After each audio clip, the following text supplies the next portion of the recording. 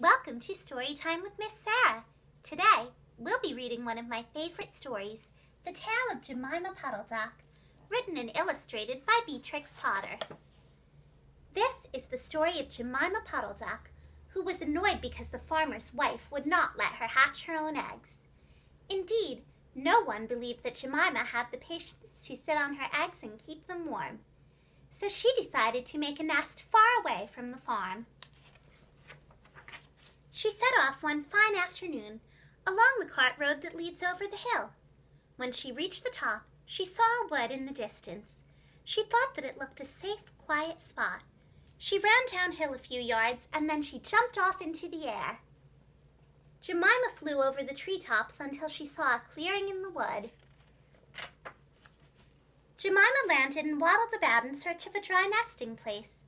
A tree stump among some tall foxgloves caught her eye. She was startled to find, seated upon the stump, a well-dressed gentleman reading a newspaper. He had a long bushy tail which he was sitting upon. "Madam, have you lost your way?" he said. Jemima thought he was very polite and handsome. "Oh no," Jemima explained. "I am trying to find a convenient dry nesting place so that I may sit on my eggs." "Indeed," said the bushy-tailed gentleman. "I have a sack full of feathers in my woodshed. You may sit there as long as you like." And he led Jemima to a dismal-looking house among the foxgloves. Behind the house was a tumble-down shed. The shed was very comfortable, with such a vast quantity of feathers. Jemima made a nest without any trouble at all. Then she went home for the night. The gentleman promised to take care of her nest until she came back.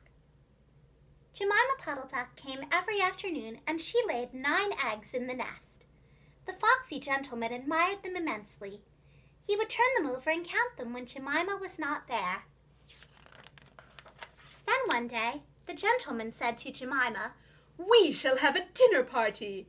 May I ask you to bring some herbs from the farm garden to make, savory omelet, sage and thyme, mint and 2 onions, and some parsley." Jemima Puddle-Duck was a simpleton. Not even the mention of sage and onions made her suspicious.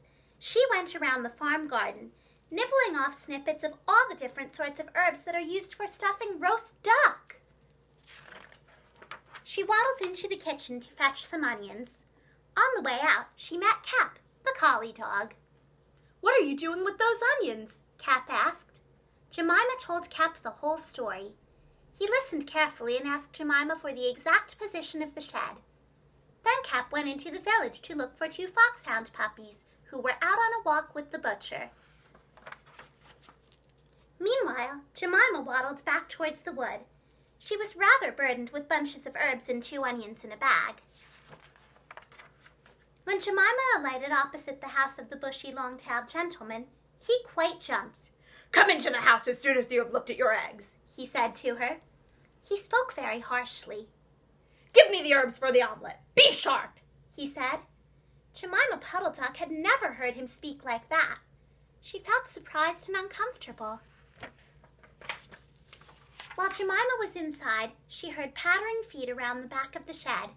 Someone with a black nose sniffed at the bottom of the door and then locked it. Jemima was most alarmed. "Oh, what shall I do?" she worried. A moment later, she heard the most awful noises. Barking, baying, growls and howls, squealing and groans. And nothing more was ever seen of that foxy, long-whiskered gentleman. Presently, Cap opened the door of the shed and let out Jemima Puddle-Duck.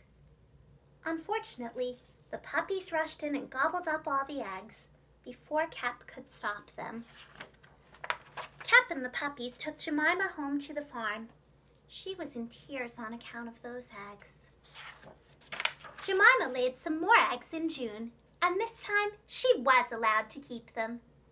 That was the tale of Jemima Puddle-Duck. I hope you enjoyed it. Goodbye.